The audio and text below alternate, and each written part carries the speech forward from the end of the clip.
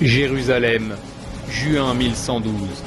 15 mois déjà que les Templiers ont repris la ville sacrée. Ils vivent depuis au cœur de ces murs millénaires, protégés par la grâce divine et la vaillance de leurs épées.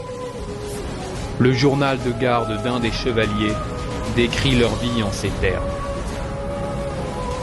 Je veille nuit et jour et scrute l'horizon en priant notre Seigneur que leur étendard maudit ne surgisse pas de derrière ces dunes qui forment maintenant le seul paysage que nous connaissons. Les journées sont longues pour des soldats de Dieu, plus habitués au combat qu'à l'attente d'un ennemi qui préfère l'embuscade à l'affrontement loyal.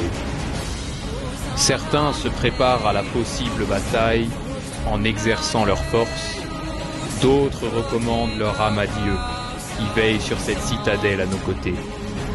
Je consigne ces moments, ces jours de gloire, de doute et de prière, dans ce carnet, dans l'espoir qu'il témoigne devant ma descendance de ma fidélité à la foi de nos aïeux.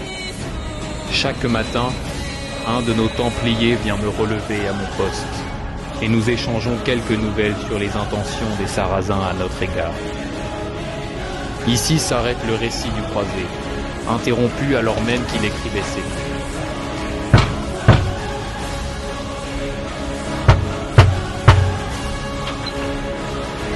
L'heure de la relève avait sonné, et cette dernière venait de surgir de la trappe qui menait au chemin de ronde.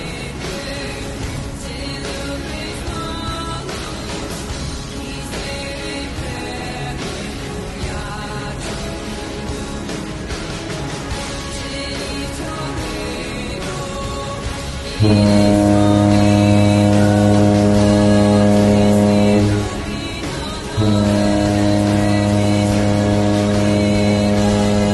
deux guetteurs avaient aperçu les oriflammes de guerre des troupes sarrasines qui se dirigeaient droit vers la citadelle.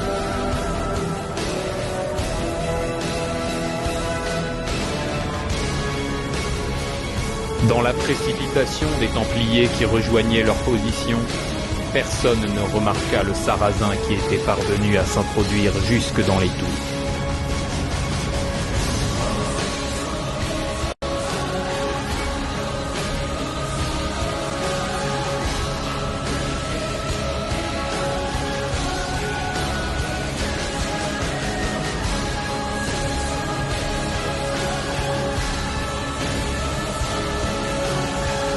L'auteur du journal devait convenir d'un point de rendez-vous avec l'un de ses compagnons, qu'il inscrivit dans son journal.